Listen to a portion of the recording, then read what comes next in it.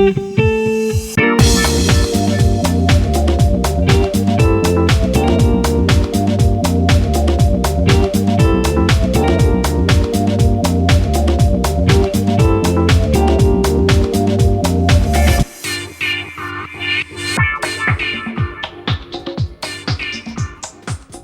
afternoon, buenas tardes, and welcome to News and Views this Monday, the 1st of December.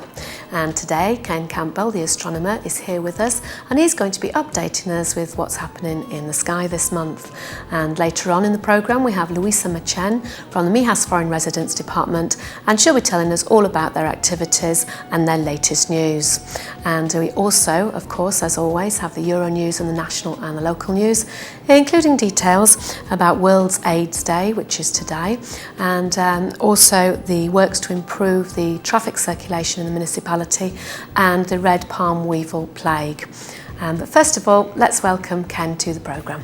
Thanks for coming to talk to us today, Ken. Hi, Karen. Nice to be back. Enjoying this still warm weather we're getting, even in December. Yep, it's only cold in the morning and late at night, and in the day it's lovely, isn't it? That's right. Yeah. And I mean, even I don't know what you're going to be talking about today. What is happening in the sky tonight? Well, you know, I normally come on and tell you about things that you can see in the night sky. Well, this afternoon we're going to be able to see something actually in the daytime sky. Oh, right. Well, what we've got is what's known as an occultation of Venus.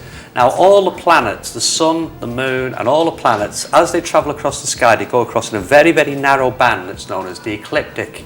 It's called the ecliptic because this is where eclipses happen. They happen in this band.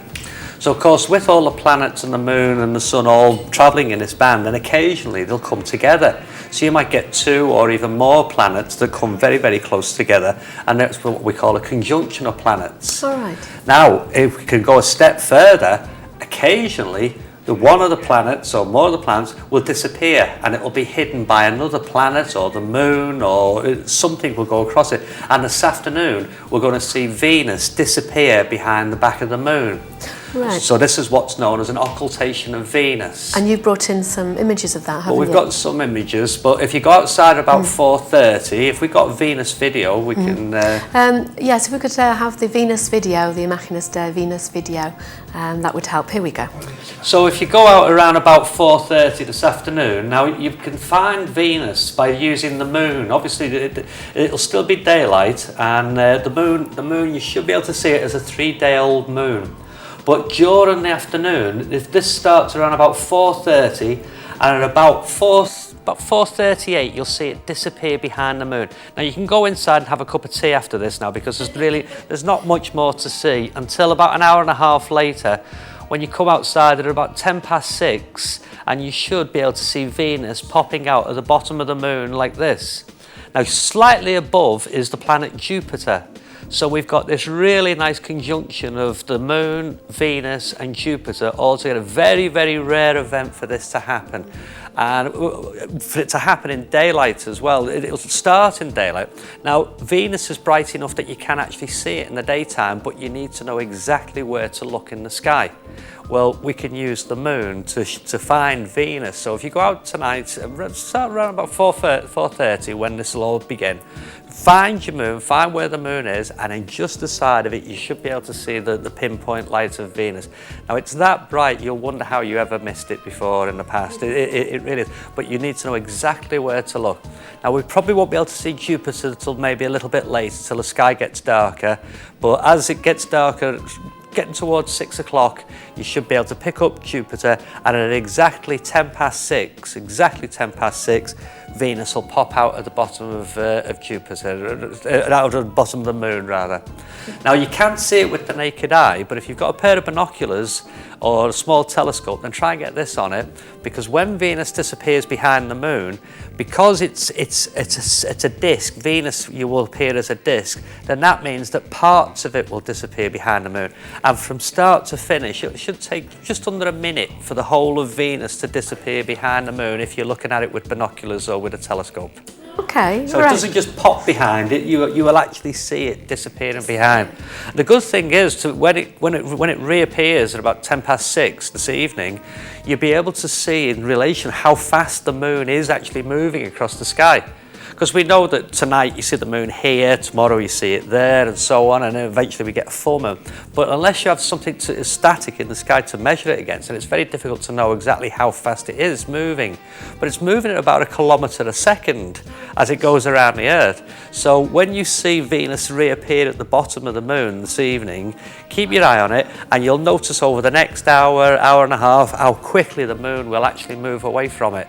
And of course, that is the moon literally moving in its orbit as it goes around the Earth. Oh goodness.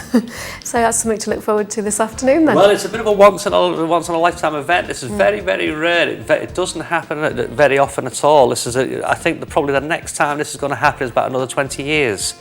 So it is for a lot of people, it'll be a once in a lifetime opportunity to see this. Okay.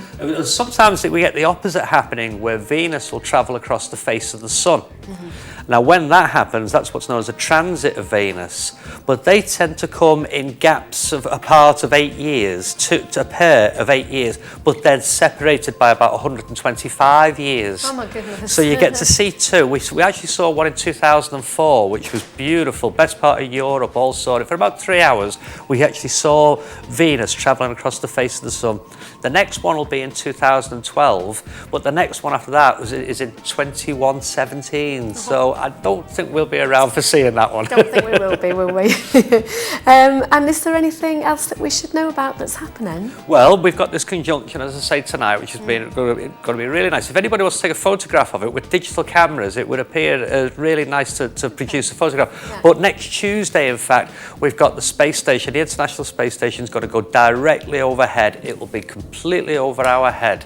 Now, as you know, the Space Shuttle Endeavour, that landed yesterday afternoon, so that's back down safely on the ground. It's added another section to the space station. It added a living quarters and a kitchen, so they've now got a new kitchen to prepare the meals in. So we've got a kitchen and a living quarters, so of course it's made the space station that much bigger and of course that much brighter.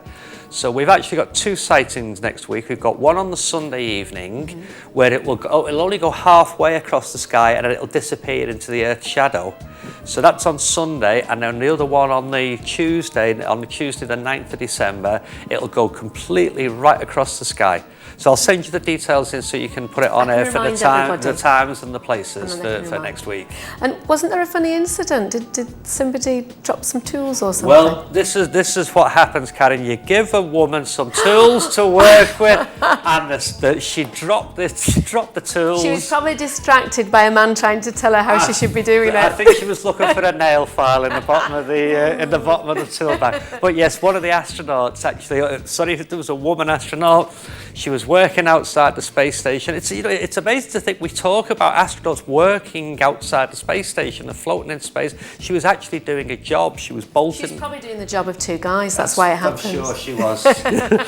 So there she was working away, and she's dropped this tool bag now over the side of the space station. So if anybody would like to go and collect the tool bag, it's floating around up there. It'll be up there for almost eternity now. It'll be a long, long time before it comes out. With binoculars, you can just about see the tool bag. It's just out of the range of visibility to be a naked eye object, because it's not very big, but it's certainly a hazard. With the spaceships flying around up there now, satellites, it's like a motorway up there now. And so NASA actually track over 6,000 objects that they have to know exactly where these objects are as and when they launch the shuttle or anything else that they launch into space. They really need to guide the way through this debris that's in space now. It's getting to be a bit of a problem for them. It's a bit of a traffic chaos there. Well, actually, the International Space Station, they do move it out the way. It's got small engines on board that can actually just shift it one way or the other, up or down or left or right. And if they know it's in danger from any sort of debris, they can actually just shift it a little bit out the way. That's why I can't give predictions on it any more than 10 days ahead. Because it will have moved. Yeah. So once we get to 10 days, then that's it. Then they know that it's not going to hit anything, so it'll be okay. Okay. And you're back with us on the 23rd of December. We're actually going to do a Christmas special, a Morecambe Wise. I think we should call it the Morecambe Wise Christmas special, where we're going to be talking about the Star of Bethlehem and what exactly was the Star of Bethlehem. And Karen, I've got some very, very interesting pieces of information for you. There's something definitely went on in the sky around about that time. And apparently it was only seen in Bethlehem, wasn't And it? this thing that I've discovered, it was only actually seen in Bethlehem. You had to be in Bethlehem. It didn't happen on the 25th of December in the year 1 BC, but we'll talk about the when Jesus was or should have been born, and the sort of things that it could have been, and the sort of things that the Star of Bethlehem wasn't. Why did nobody else see it? Why didn't the Chinese see it? Well, this thing that we found was only visible from Bethlehem. Okay, that will be interesting. Bit of an eye-opener.